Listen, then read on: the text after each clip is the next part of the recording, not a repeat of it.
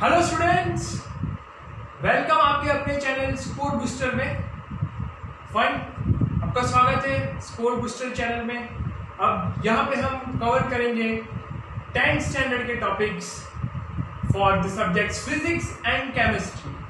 Fine, entire syllabus जो है बच्चों यहाँ पे कवर होगा और वीडियोस जो है वो आपको मिलते रहेंगे regarding each and every chapter of a part physics and chemistry. ठीक है, चलिए तो हम शुरू करते हैं आज हमारे फर्स्ट चैप्टर से केमिस्ट्री के। ठीक है, केमिस्ट्री के फर्स्ट चैप्टर से आज हम शुरू कर रहे हैं जिसका नाम है केमिकल रिएक्शन एंड इक्वेशन।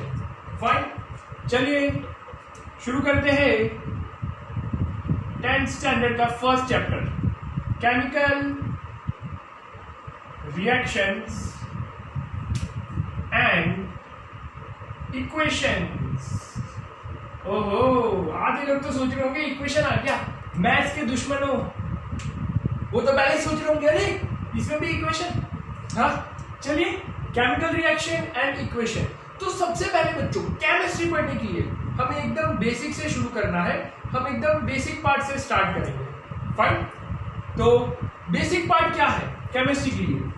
सबसे बेसिक जो आपने बचपन में पढ़ रखा है, यानी कि 9th स्टैंडर्ड में मैटर। अरे मैटर नाम सुना है ना? फाइन, मैटर मतलब क्या बच्चों? What is matter? क्या पता चलता है आपको मैटर से?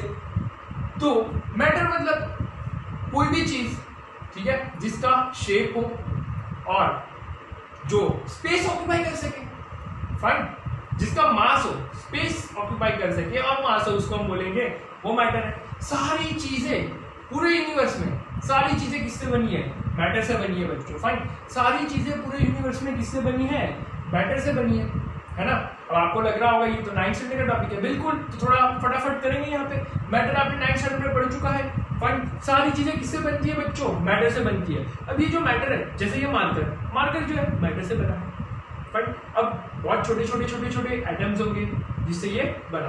तो पूरी चीज, पूरे यूनिवर्स में, पूरे वर्ल्ड में सारी चीजें किससे बनती है बच्चों? मैटर से बनती है। फाइन, अब ये मैटर जो है उससे हमें समझना बहुत ही जरूरी है ना? अक्सर कंफ्यूजन होता है, बेसिक्स क्लियर नहीं होते, सीधा हम जंप मारते हैं तो प्रॉब्लम शुरू हो उससे पहले हम प्रॉब्लम को खत्म करते हैं। सर क्या बोल रहे हो, पता नहीं चल रहा। मैटर, ठीक है, मैटर आपने नाम सुना होगा। क्लासिफाई किया जाता है इसको एलिमेंट्स, कंपाउंड्स और मॉलिक्यूल्स। ठीक है ना? एलिमेंट्स, कंपाउंड्स और मॉलिक्यूल्स। फाइन, थोड़ा आज का बेसिक लेक्चर रहेगा, इंट्रोडक्शन वाला पार्ट जो है वो रहेगा। ठीक है, और स्लोली एंड ग्रेजुअली हम पे इसको बढ़ाते जाएंगे। बहुत बढ़िया, चलिए एलिमेंट्स, कंपाउंड्स और मॉलिक्यूल्स। अब एलिमेंट्स, हाँ एलिमेंट्स क्या होते हैं? पढ़ा ही होगा। ठीक है, क्या होते हैं एलिमेंट्स? आपने पढ़ा होगा लोअर स्टैंडर्ड में 9th स्टैंडर्ड में। सर हमने पढ़ा है पर भूल गए, पढ़ा 9th में पर भूल गए सर, है ना? एक साल पुरानी बात है, आप भूल रहे हो। 9th का फर्स्ट चैप्टर था ये, और सर ये तो 10th का फर्स्ट चैप्टर। हाँ, चलिए मैटर, एलिमेंट जो है बच्चों स्मॉलेस्ट यूनिट होता है ना? एलिमेंट जो वो क्या होता है? Smallest unit. जैसे कि मैं एग्जांपल लूं, ठीक है, एग्जांपल सपोज मैं ले लूं, है ना, सोडियम। तो सोडियम क्या है बच्चों? ये एक एलिमेंट है। फाइन, हाँ आधे लोग बोल रहे हैं ना ना ना ना ना ना Mg, मैग्नीशियम क्या है बच्चों? एलिमेंट है। फाइन, तो स्मॉलेस्ट यूनिट जो पॉसिबल होता है उसको हम बोलते हैं एलिमेंट। मतलब इसको मैं और ब्रेक नहीं कर सकता। फाइन, इसको और छोटे पार्ट्स में मैं ब्रेक नहीं कर सकता, उसको मैंने क्या बोल दिया? नाम, एलिमेंट बोल दिया। कंपाउंड, बच्चा जानता है कंपाउंड के बारे में, है ना? 2 या 2 से ज्यादा एलिमेंट जुड़ेंगे तो उसको हम क्या बोलेंगे? कंपाउंड बोलेंगे। ठीक है, 2 या 2 से ज्यादा एलिमेंट जुड़ेंगे तो उसको हम क्या बोलेंगे? कंपाउंड बोलेंगे। फाइन, एग्जांपल ले लेते हैं, है ना, CO2 क्या है बच्चों? कंपाउंड है। 2 एलिमेंट्स हैं, 2 या 2 से ज्यादा। कौन से 2 एलिमेंट्स? एक कार्बन दूसरा ऑक्सीजन। ठीक है, एक कार्बन दूसरा ऑक्सीजन, दूसरा लिया हमने H2O। अरे H2O माने वाटर, हाइड्रोजन और ऑक्सीजन। फाइन, चलिए तो ये हो गया एग्जांपल किसका बच्चों? कंपाउंड का एग्जांपल। ठीक है, कंपाउंड कैसे? 2 या 2 से ज्यादा एलिमेंट मतलब कंपाउंड बना। तो आप बोलोगे सर मॉलिक्यूल्स मतलब क्या? अरे मॉलिक्यूल्स मतलब क्या? चलो भाई पानी ले लेते हैं, पानी पानी पानी, वाटर H2O। ये वाटर का कितना मॉलिक्यूल है बच्चों? एक मॉलिक्यूल। अरे ये वाटर का कितना मॉलिक्यूल है? एक। बट अगर मैं आगे 3 लगा दूं, ठीक है, मतलब मैंने क्या कर दिया, H2O H2O एंड H2O, ये तीनों को मिला दिया, fine, one molecule one molecule one molecule, तो ये कितने हो गए? क्या बोलेंगे हम इसको? 3 मॉलिक्यूल्स। क्या बोलेंगे इसको? 3 मॉलिक्यूल्स ऑफ वाटर, फाइन। अगर मैंने यहाँ पे एक और वाटर जोड़ दिया H2O, कितने मॉलिक्यूल हो गए बच्चों? 4 मॉलिक्यूल्स। एक और जोड़ दिया, जोड़ते जा सर, जोड़ते जा, 5। कब तक जुड़ गई सर? जगह ही नहीं है, कब तक जुड़ गई? अरे जोड़ते जाओ, 6। अरे समझ आ रहा है? तो मॉलिक्यूल कुछ नहीं है, मॉलिक्यूल एक कंपाउंड को रिप्रेजेंट करने का तरीका है। अरे ये मॉलिक्यूल क्या है? कंपाउंड को रिप्रेजेंट करने का तरीका। जैसे कि यहाँ पे मैंने लिख दिया 4CO2, फाइन। अब CO2 तो कंपाउंड है, CO2 क्या है? कंपाउंड। तो मॉलिक्यूल क्या है? कितने मॉलिक्यूल है CO2 के यहाँ पे? तो आंसर है 4 मॉलिक्यूल है CO2 के, फाइन। 1 CO2, 2, 3, 4, ऐसे 4 CO2 को मैंने जोड़ा, फाइन, इसलिए मैंने आगे लिख दिया 4। अब हर बार ऐसा लिखना सही थोड़ी होगा, एक बार मतलब ऐसा मैं थोड़ी लिखूंगा हर बार 1 2 3 4 5 6, ठीक है, मतलब मैं 6 बार H2 H2 H2 लिखूंगा नहीं। तो ये 6 बार H2O को लिखने का आसान तरीका क्या है? कुछ नहीं है, आगे 6 लगा दो और फिर लिख दो H2O, खत्म।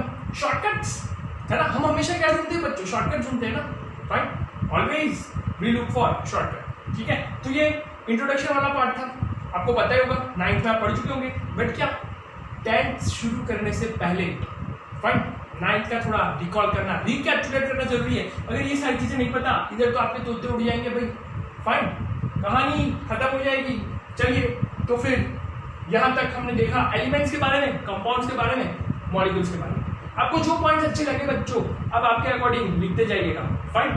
चलिए, चलो मिटा देते हैं, आगे देखते हैं। अरे आगे की कहानी देखते हैं, इसी में थोड़ी ना खेलना है हमें। Okay, let's move on, let's move on. चलो भाई, अब तुम लोग सोच रहे होंगे इसके बारे में, है ना, रिएक्शन, फाइन। किसके बारे में सोच रहे हो? रिएक्शन के बारे में। अब रिएक्शन कब होगा बच्चों? रिएक्शन कब होगा? ओहो, रिएक्शन कब होगा? रिएक्शन तब होगा जब एक इलेक्ट्रॉन नाम की जो चीज होती है, ठीक है, इलेक्ट्रॉन्स नाम की चीज जो है वो क्या होगी? एक्सचेंज होगी। अरे यार, इलेक्ट्रॉन नाम की चीज जो है वो एक्सचेंज होगी ना, फाइन। एटम, एटम के पास याद करो 9th स्टैंडर्ड, 3 चीजें होती है, एक इलेक्ट्रॉन, एक प्रोटॉन और एक न्यूट्रॉन। सर न्यूक्लियस भी होता है, हाँ न्यूक्लियस भी होता है, ठीक है भाई। तो इलेक्ट्रॉन्स जो है वो जब एक्सचेंज होते हैं तब आपस में क्या होता है? रिएक्शन। अब जब 2 या 2 से ज्यादा सब्सटेंस के बीच या एलिमेंट्स के बीच इलेक्ट्रॉन्स का एक्सचेंज होता है तो वो चीज को हम क्या बोलते हैं बच्चों? रिएक्शन बोलते हैं, फाइन।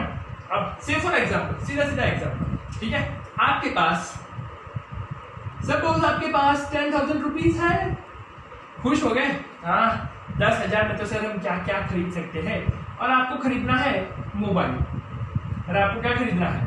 Mobile, fine. आप शॉप पे चले गए, ठीक है, आप शॉप पे चले गए और आपने बोला कि भाई मुझे 10,000 रुपीज की रेंज का कोई मोबाइल दे दो, फाइन, 10,000 रुपीज की रेंज का कोई मोबाइल दे दो। शॉपकीपर ने बोला हाँ ठीक है मेरे पास मोबाइल। तो आपने क्या किया? 10,000 रुपये दिए और बदले में शॉपकीपर ने आपको क्या दिया? मोबाइल दिया। अरे यार, शॉपकीपर ने आपको क्या दिया? मोबाइल दिया। कब दिया? जब आपने उसको 10,000 रुपये दिए। इसका मतलब आपको मोबाइल की जरूरत थी। हाँ बिल्कुल जी। और शॉपकीपर को 10,000 की जरूरत थी, ठीक है, बिल्कुल जी। तो दोनों को ये जो चीज की जरूरत थी तब भी जाके ये एक्सचेंज हुआ, फाइन। मान लो 10,000 रुपये है और शॉपकीपर आपको बोले भाई मेरे पास मोबाइल नहीं है, मेरे पास तो टैबलेट है, आपको टैबलेट नहीं चाहिए? हाँ टैबलेट, टैब समझ लो भाई, वरना बहुत से बच्चे सुने टैबलेट दवाई है, वो नहीं, टैब, फाइन। तो शॉपकीपर ने बोला कि भाई टैब है मेरे पास, हाँ आप टैब ले लो 10,000 में, आपको टैब नहीं चाहिए। तो क्या आप दोनों के बीच डील होगी? क्या ध्यान से समझो, क्या आप दोनों के बीच डील होगी? नहीं होगी। आप बोलोगे नहीं रखो भाई, नहीं करना, मुझे नहीं चाहिए। और आप क्या बोलोगे? मुझे नहीं चाहिए, फाइन। तो सेम चीज होती है किनके बीच? इनके बीच, एलिमेंट्स के बीच बच्चों, है ना। किनके बीच होती है सेम चीज? एलिमेंट्स के बीच। कैसे होती है सेम चीज, अगर कोई एलिमेंट को इलेक्ट्रॉन चाहिए होगा और सामने वाला उसको देगा तो ही वो दोनों आपस में रिएक्ट करेंगे। ध्यान से कंसेप्ट समझो, कोई एलिमेंट को इलेक्ट्रॉन्स चाहिए होगा, फाइन, और कोई एलिमेंट उसको देना चाहेगा तो ही उनके बीच रिएक्शन होगा। ठीक है, जैसे यहाँ पे आपके बीच डील फाइनल हो गई, यस, दिल की दिल, वाह भाई वाह, ये मेरा सपना था 10,000 में अच्छा मोबाइल खरीदूं। हाँ, 10th में तो बच्चों के यही सपने होते हैं, एक अच्छा मोबाइल हो, हाँ, और मस्त उसमें गाने हो और मस्त सुनते रहे हम उसको, है कि नहीं। तो कंसेप्ट समझ में आ रहा है बच्चों। अगर यहाँ पे ये मोबाइल वाला जो है, मतलब शॉपकीपर जो है, वो आपको टैब देना चाहेगा और आपको मान लेते कि एक टाइम के लिए टैब नहीं चाहिए, आपको फोन ही चाहिए, है ना, आपको मोबाइल ही चाहिए, फाइन, तो क्या आप ये डील करेंगे? नहीं करेंगे, आप मना कर देंगे। तो सेम चीज है, एलिमेंट्स जो है वो दूसरे एलिमेंट को इलेक्ट्रॉन चाहिए होगा और एक एलिमेंट दूसरे को देना चाहेगा, फाइन, तो ही ये डील होगी। आप 10,000 नहीं देना चाहेंगे तो क्या ये आपको फ्री में दे देगा क्या मोबाइल? नहीं देगा, तो आपके बीच डील नहीं होगी, मतलब आपके बीच कोई एक्सचेंज नहीं होगा, फाइन। तो सेम कहानी होती है रिएक्शन में। रिएक्शन बच्चों तब होता है दो सब्सटेंस के बीच, दो एलिमेंट्स के बीच, जब उनके बीच इलेक्ट्रॉन्स का एक्सचेंज होता है। जब इलेक्ट्रॉन एक्सचेंज होते हैं तो ही ये डील पॉसिबल है, फाइन। अगर इलेक्ट्रॉन एक्सचेंज नहीं हुए तो रिएक्शन नहीं होता, है ना। अरे 9th स्टैंडर्ड याद करो, आपने पढ़ा होगा ना, ये क्रिस क्रॉस मेथड, है ना, ये सोडियम, ये क्लोरीन, नीचे वैलेंसीज लिखते थे। हाँ, आधे लोग तो भूल गए वैलेंसीज, ये क्या होता है, ये कौन सी चिड़िया का नाम है? अरे नहीं पता तो 9th स्टैंडर्ड रिकॉल कर लो थोड़ा। 1 to 20, in fact 1 to 30 atomic numbers आपको आने चाहिए तो इजी होगा, ठीक है। आगे देखेंगे हम, मैं आपको बताऊंगा कैसे करना है, क्या करना है। 1 to 30 बच्चों एटॉमिक नंबर्स आपको आने चाहिए, atomic numbers and name of the elements दोनों, है ना। पता चला एटॉमिक नंबर आ रहे नहीं आता सर में, इसकी वैलेंसी -1। हम क्या करते थे, क्रिस क्रॉस मेथड, इसको इधर भेजा, इसको इधर भेजा, खिचुक कर दिया, तो क्या बन गया हमारा फॉर्मूला, क्या बना था, NaCl। अब इसका मतलब क्या हुआ, सोडियम एक इलेक्ट्रॉन देना चाहता था और क्लोरीन एक इलेक्ट्रॉन लेना चाहता था, तब भी जाके इनके बीच एक्सचेंज ऑफ इलेक्ट्रॉन हुआ और ये बना हमारा कंपाउंड।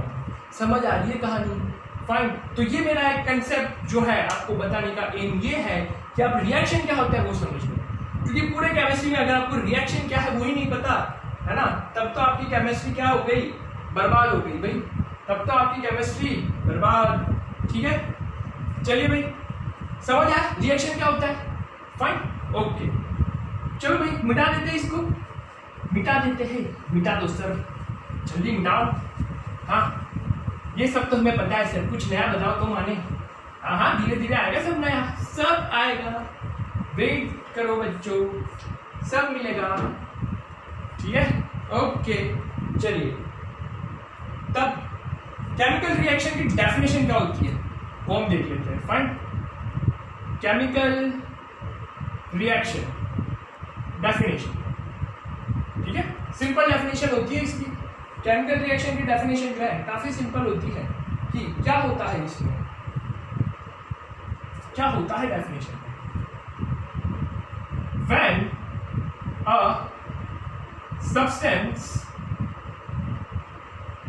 when a substance, अब रिएक्शन हो रहा है, फाइन, तो क्या होगा, दो एलिमेंट भी हो सकते हैं, दो कंपाउंड्स भी हो सकते हैं, एक एलिमेंट और एक कंपाउंड भी हो सकता है, ठीक है।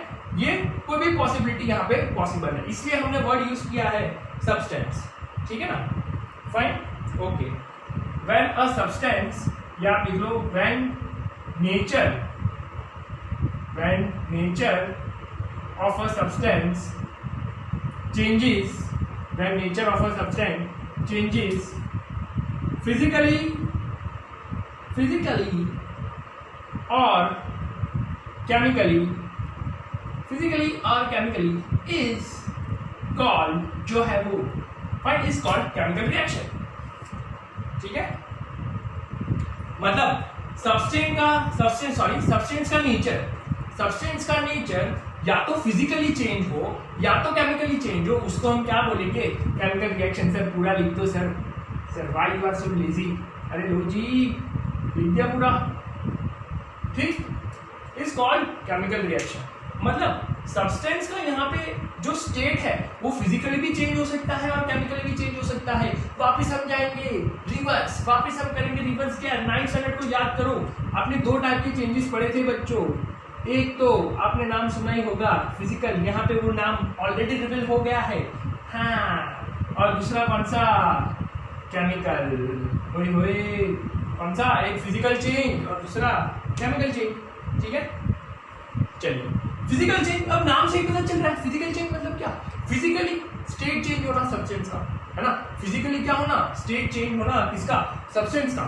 से for example piece of paper है, उसको मैं फाड़ दूं, है ना, जैसे आप बुक्स में फाड़ दो ना, हाँ ये पेज फाड़ा बुक से और ये प्लेन बना के उड़ा एक्शन, ठीक है, तो that is physical change. Book से आपने क्या कर दिया, पेज फाड़ दिया, राइट।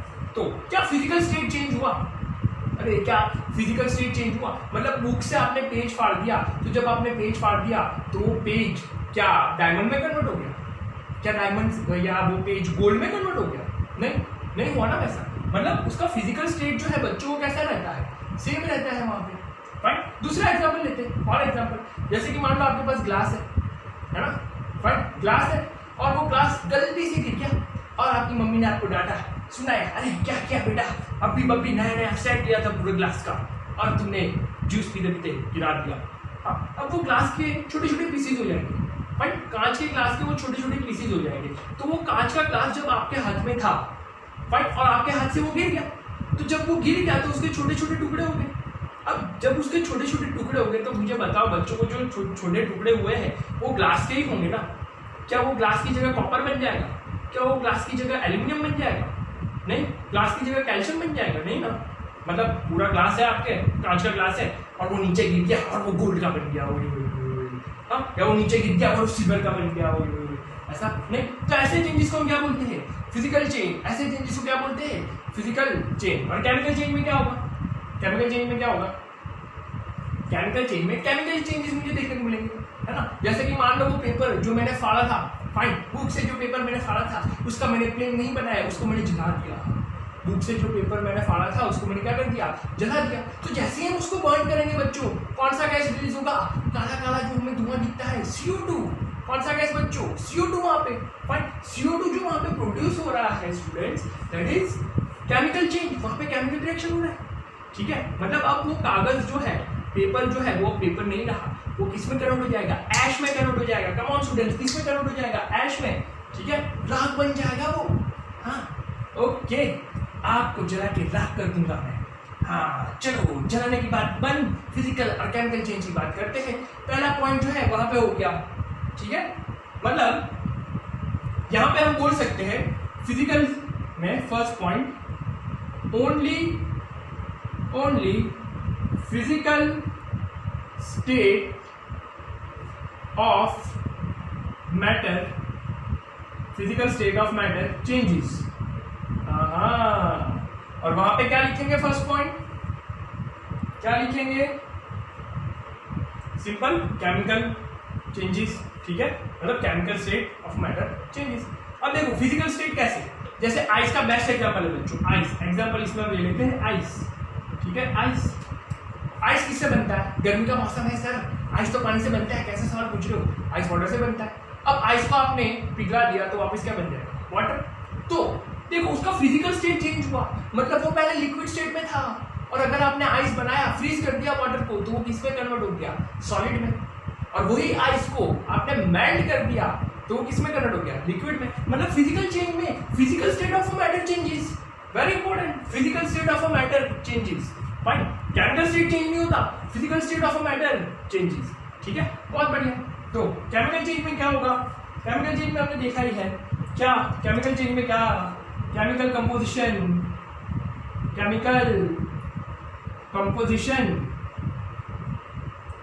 चेंजेस।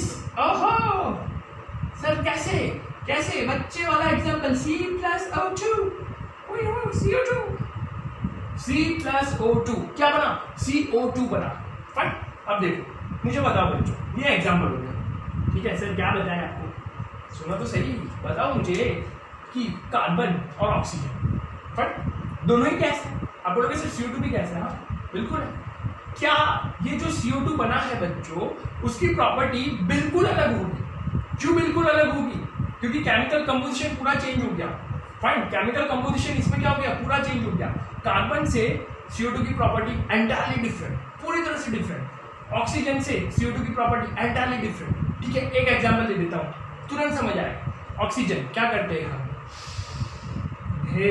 गहरी सांस ले और छोड़ दे, हाँ सर। और CO2 क्या करते हैं हम, एक्सेल करते हैं ना। फाइन, तो देखो दोनों की गैसेस की प्रॉपर्टी दोनों की कैसी है, डिफरेंट है। ऑक्सीजन को हम इनहेल कर रहे हैं, CO2 को रिलीज कर रहे हैं बाहर। फाइन, क्यों, दोनों की प्रॉपर्टीज क्या है, डिफरेंट। केमिकल प्रॉपर्टीज जो है वो दोनों की डिफरेंट है। मतलब यहाँ पे मैं थर्ड पॉइंट बोल सकता हूँ, no new substance is formed. मतलब कोई नया सब्सटेंस यहाँ पे नहीं बना, जबकि यहाँ पे न्यू सब्सटेंस इज फॉर्म्ड, इसका अपोजिट लिखते चलो बच्चों, डिफरेंस है इसलिए तो हम कंपेयर करके पढ़ रहे हैं। Fine, new substance is formed कैसे, C+O2 CO2 एक नया सब्सटेंस है। अरे भाई CO2 क्या है, नया सब्सटेंस है। अब यहाँ पे आप बोल रहे हो no new substance is formed, मैंने आपको एग्जांपल बता दिया है ना, कांच के ग्लास वाला, मम्मी ने आपको डांटा, याद आया, अरे याद आया, नहीं सर ऐसा केस तो हुआ नहीं, लेकिन आप बोल रहे हो तो हम करके जरूर देखेंगे, मत करना ऐसा, हाँ डांट पड़ेगी। चलो, no new substance is formed, नया सब्सटेंस नहीं बनता यहाँ पे। ठीक है, फाइन, इसी का भी एग्जांपल ले लो, वाटर से हमने आइस बनाया, आइस मेल्ट होकर वाटर बन गया, तो न्यू सब्सटेंस बना, वो तो पानी का पानी रहा ना। हाँ, दूध का दूध और पानी का पानी हो गया। फाइन, अरे वो तो वाटर का वाटर था।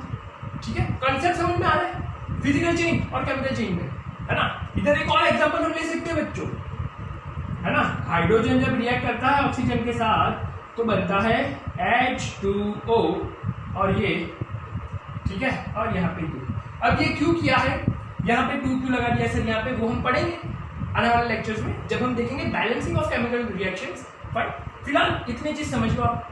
ठीक है, H2+O2 2H2। अब देखो हाइड्रोजन कौन से स्टेट में है, गैस। ऑक्सीजन कौन से स्टेट में है, gas. H2O liquid. Fine, H2O क्या है, लिक्विड है। ठीक है, तो H2O की प्रॉपर्टी बच्चों हाइड्रोजन से अलग होगी, ऑक्सीजन से अलग। अरे सीधी बात है ना, हाइड्रोजन से वो प्रॉपर्टी उसकी डिफरेंट होगी, ऑक्सीजन की भी डिफरेंट होगी। क्यों, क्योंकि ये न्यू सब्सटेंस है।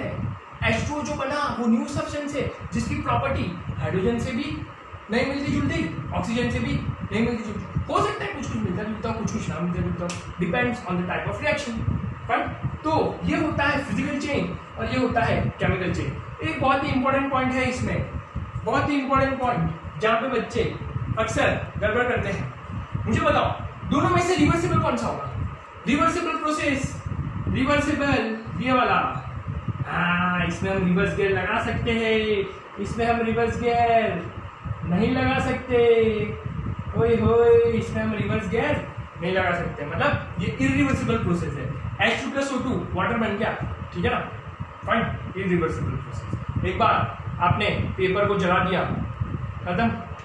अब ऐश से आप थोड़ी ना वापस पेपर बना सकते हो, नहीं, ये रिवर्सिबल है, रिवर्सिबल है। आइस वाला बेस्ट एग्जांपल, पानी से आइस बना, आइस से पानी बना। फाइन, मतलब पानी से मैंने आइस बनाया, मतलब मैं वापस पानी बना सकता हूँ, हाँ बना सकता हूँ। ऐसे प्रोसेस, इसको ऐसे चेंज को हम रिवर्सिबल बोलते हैं, और जिनको हम वापस नहीं कर सकते उसको हम इरिवर्सिबल बोलते हैं। Fine, okay. तो ये चीज थी हमारी कहानी केमिकल रिएक्शन में 2 कैटेगरी की, that is physical change and chemical change, जिसके बारे में 9th स्टैंडर्ड में आप पढ़ चुके हैं। फाइन, चलिए आगे बढ़ते हैं। अब जो भी आपको अच्छा लगे आप नोट करते जाइए, क्योंकि बेस्ट नोट्स वही होते हैं जो आप खुद बनाते हैं। फाइन, हाँ ऐसा नहीं सर, हम तो फ्रेंड्स, हमारे फ्रेंड्स है ना क्लासमेट्स, उससे हम नोट्स ले लेते हैं, वही हमारे लिए काम करते हैं सर। हाँ चलिए, अब ये जो केमिकल रिएक्शन हम देख रहे हैं, है ना, इसमें हमने आपने कुछ कुछ चीजें देखी, है ना, उससे हम थोड़ा जनरल टर्म्स पढ़ते हैं, जनरल टर्मिनोलॉजीज। C+O2 था बच्चे वाला एग्जाम्पल, CO2 है। बट तो जो लेफ्ट हैंड साइड पे होते हैं उसको हम क्या बोलते हैं, रिएक्टेंट्स। जो लेफ्ट हैंड साइड पे होते हैं उसको हम क्या बोलते हैं, रिएक्टेंट्स। और जो राइट हैंड साइड पे होता है उसको हम क्या बोलते हैं, प्रोडक्ट्स। जो लेफ्ट हैंड साइड उसको रिएक्टेंट्स, राइट हैंड साइड पे प्रोडक्ट्स, और ये एरो बीच में शो किया जाता है। बट एरो क्या शो करता है कि ये दो रिएक्टेंस मिलने पे ये प्रोडक्ट बन रहा है।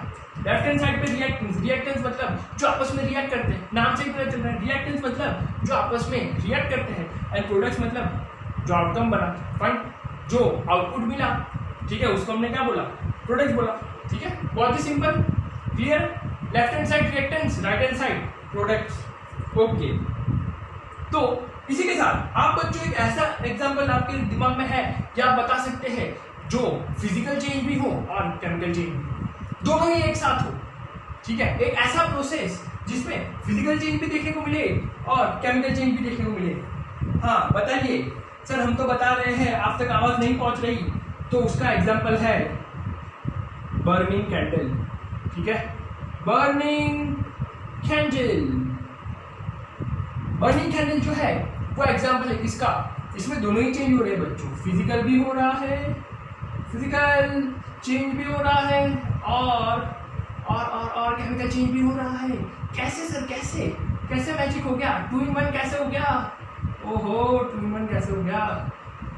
अब कैंडल जो बर्न हो रहा है, ठीक है ना, तो बर्निंग ऑफ कैंडल दोनों का एग्जांपल है, मतलब इसमें फिजिकल चेंज भी हो रहा है, केमिकल चेंज भी हो रहा है। कैसे हो रहा है, पॉज करके थोड़ी देर सोचो, क्या लग रहा है आपको कि ये फिजिकल चेंज और केमिकल चेंज क्यों है, फाइन, सोचो रे, सोचो।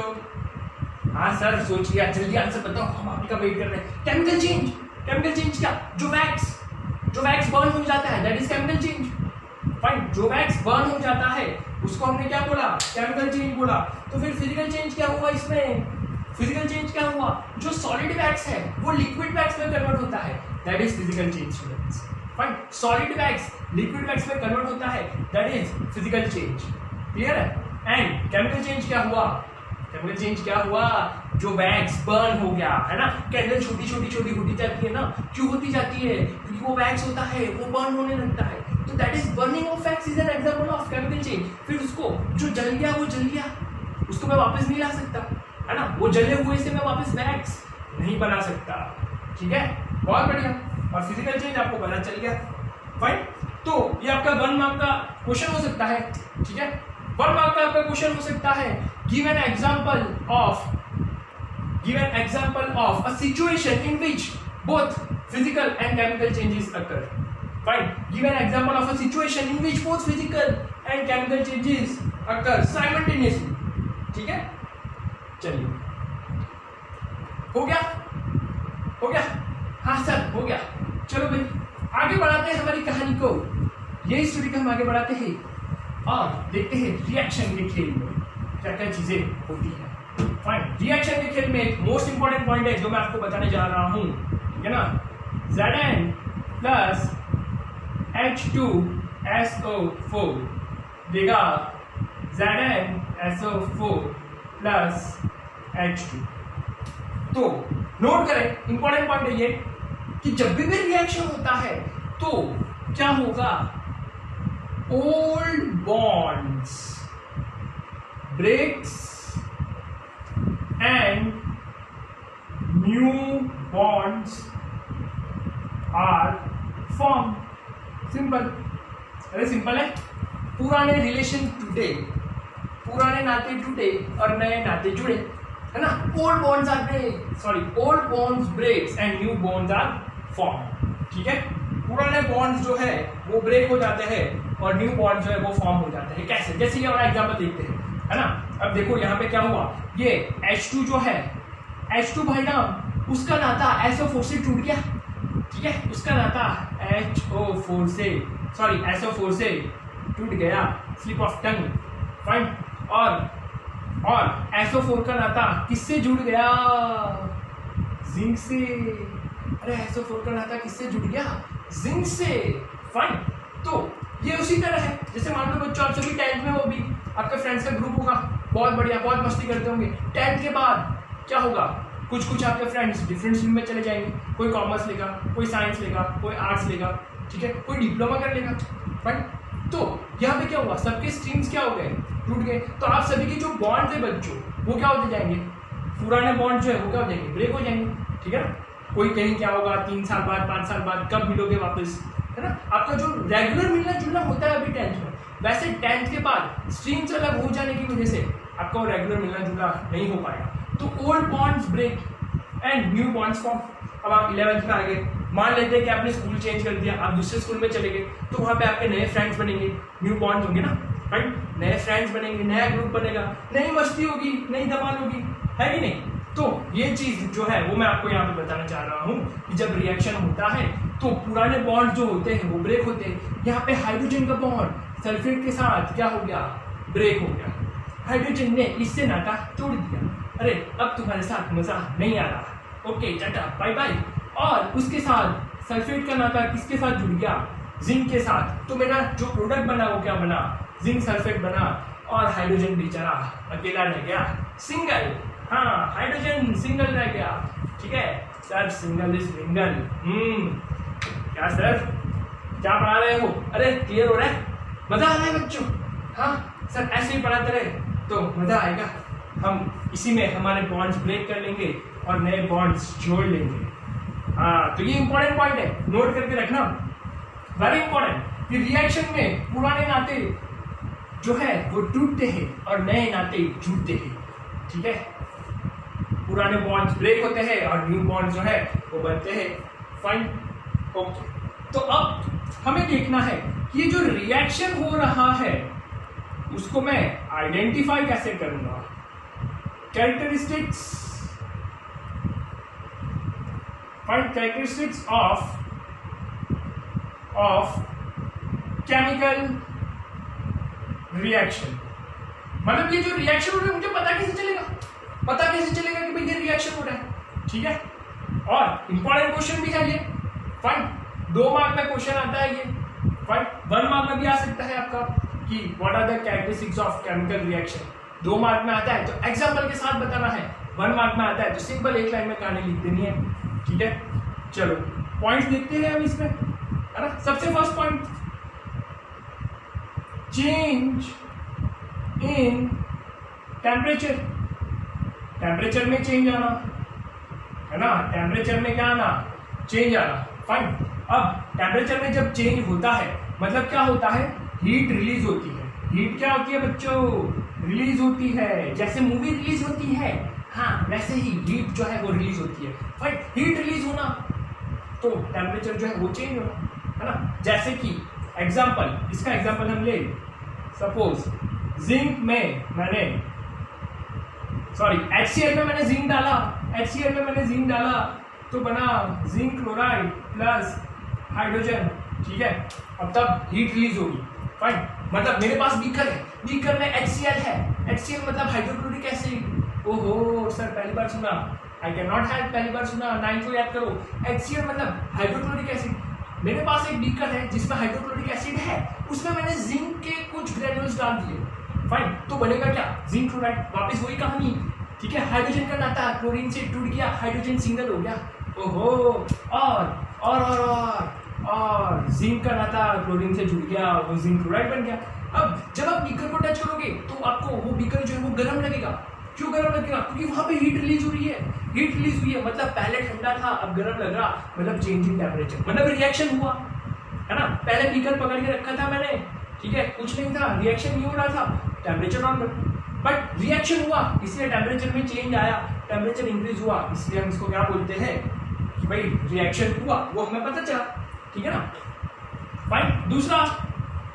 दूसरा change in state, change in state, ठीक है? Change in state. अब बहुत से लोग सोच रहे होंगे स्टेट यहाँ पे, हाँ MP UP बिहार, वो वाला स्टेट नहीं बच्चों, वो स्टेट हम ऐसे थोड़ी ना पढ़ रहे हैं, हम तो साइंस पढ़ रहे हैं।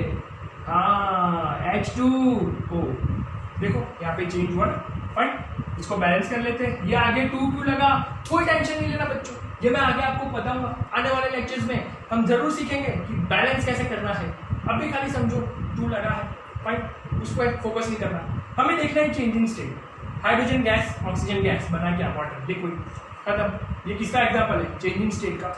मतलब हम बोल सकते हैं कि अगर चेंज इन स्टेट हो रहा है तो भी 2 एलिमेंट्स के बीच केमिकल रिएक्शन हो रहा है, फाइन। चेंज इन स्टेट हो रहा है तो भी 2 एलिमेंट्स के बीच केमिकल रिएक्शन हो रहा है, ठीक है? क्लियर हुआ यहाँ तक? बढ़िया, बढ़ते हैं अगले पॉइंट की तरफ। अगला point that is change in colour. Change in colour, colour में चेंज होना, बिल्कुल गिड़गिड़ की तरह। सर ये गिड़गिड़ क्या होता है? अरे कैमिलियन, सर हम हिंदी मीडियम में थोड़ी ना पढ़े हैं। चलो, चेंज इन कलर मतलब क्या? कलर में चेंज होना। याद करो बच्चों, ऐसा कुछ आपने पढ़ा होगा, CuSO4 प्लस Fe, तो FeSO4 प्लस Cu। अरे पढ़ा है ना? हाँ सर पढ़ा तो था पर भूल गए। कॉपर सल्फेट, इसका कलर क्या होता है? ब्लू। अरे कॉपर सल्फेट का कलर ब्लू होता है ना? और आयरन सल्फेट, Fe मतलब आयरन, इसका कलर होता है ग्रीन। ठीक है, फाइन। मतलब मेरे पास कॉपर सल्फेट का एक सॉल्यूशन है बीकर में। सर बीकर में ही क्यों है? अरे ठीक है, कप में ले लो, वेसल में ले लो, आपकी मर्जी। और उसमें मैंने आयरन के नेल्स डाल दिए, है ना? उसमें मैंने क्या डाल दिए? आयरन के नेल्स या आयरन के पीसेस डाल दिए मैंने उसके अंदर। फाइन, तो धीरे धीरे कुछ टाइम के बाद ये ब्लू कलर जो है वो किस में कन्वर्ट हो जाएगा बच्चों? ग्रीन कलर में। ये ब्लू कलर ग्रीन में कन्वर्ट हो जाएगा। कलर चेंज हुआ, कलर चेंज हुआ मतलब मैं बोलूंगा रिएक्शन हो रहा है। कलर चेंज हुआ मतलब मैं बोलूंगा केमिकल रिएक्शन हो रहा है। Fine, okay. चलिए, मतलब हम पता कर रहे हैं कि मुझे कैसे पता चलेगा कि केमिकल रिएक्शन कब हो रहा है। तो इनमें से कोई भी चीज अगर आपको देखने को मिले, ऑब्जर्व करने को मिले, मतलब आंख बंद करके बोल देना केमिकल रिएक्शन हो रहा है, खत्म, दैट्स इट, है ना? हाँ, चलिए अगला पॉइंट देखते हैं हम और क्या क्या होता है। तो हमें पता चलता है कि क्या रिएक्शन हो रहा है। Evolution of gas. Fine, evolution of gas मतलब गैस का रिलीज होना। ठीक है, सिंपल ऊपर वाला ही एग्जांपल है, वहां पे हम चेंज कर देते हैं Mg प्लस HCl, क्या देगा? MgCl2 plus H2। फाइन, तो मैग्नीशियम HCl के साथ रिएक्ट कर रहा है, मैग्नीशियम क्लोराइड बन रहा है और H2। अब ये हाइड्रोजन गैस यहाँ पे रिलीज हुआ। फाइन, कोई भी गैस, हाइड्रोजन, CO2, ऑक्सीजन, कोई भी गैस अगर रिलीज हो रहा है तो भी हमें वो समझ सकते हैं कि उनपे क्या हो रहा है? केमिकल रिएक्शन हो रहा है। क्या हो रहा है?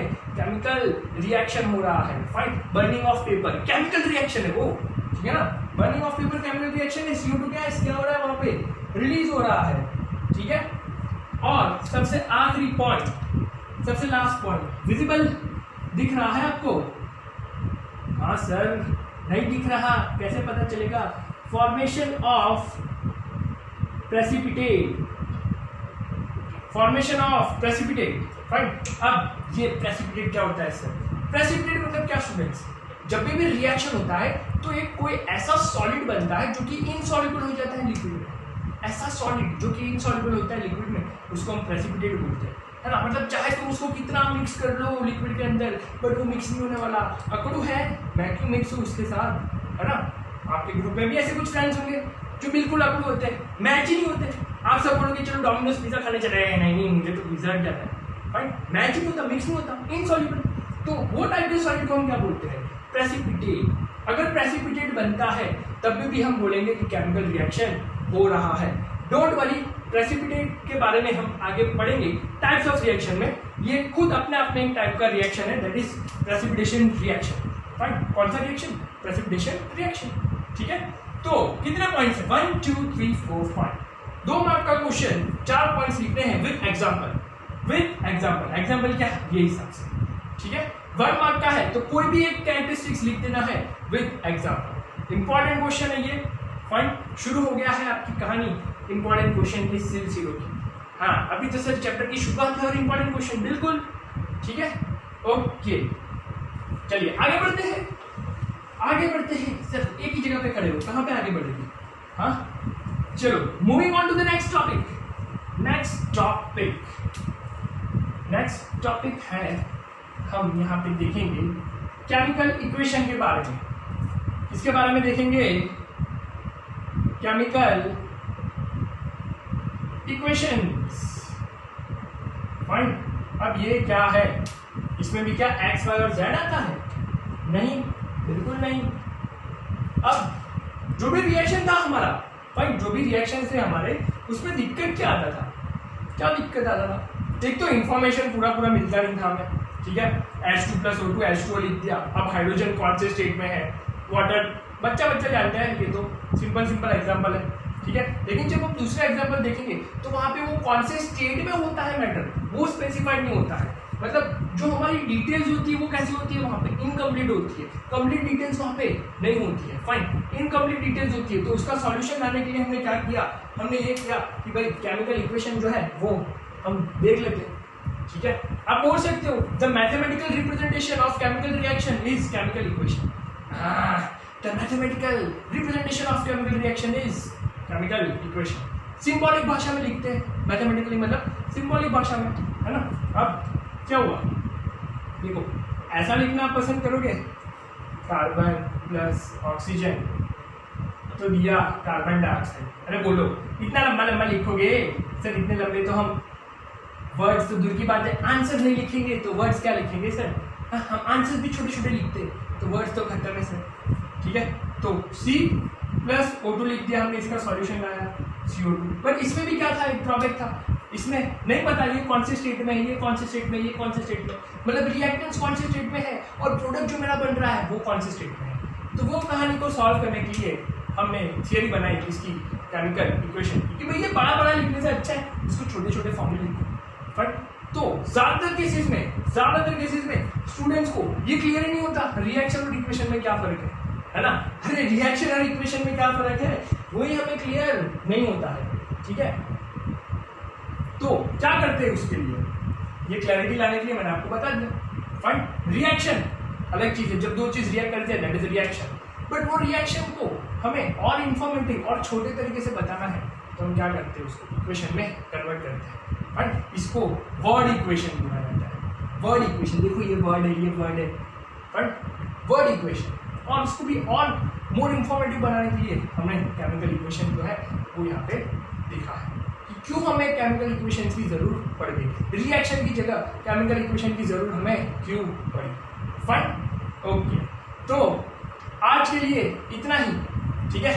ज्यादा हो गया सर, उससे पहले कि आप सब मिलके हल्ला बोल करते, मैं लेक्चर यहीं पे एंड करूंगा और नेक्स्ट लेक्चर में हम यहीं से आगे कंटिन्यू करेंगे, जिसमें हम देखेंगे कि भाई कैरेक्टरिस्टिक के बाद वाला जो पार्ट है हमारा बैलेंसिंग, वो वाला देखेंगे। डिफरेंट रिएक्शंस को हमें बैलेंस कैसे करना है और केमिकल फॉर्मूलाज कैसे बनाना है उसके बारे में। तो मैं आपको बोलूंगा 1 to 30 एटॉमिक नंबर एंड उनके केमिकल नेम्स एंड सिंबल्स आपको पता होने चाहिए। फाइन, अदरवाइज डिफिकल्ट है। तो मिलते हैं नेक्स्ट लेक्चर में।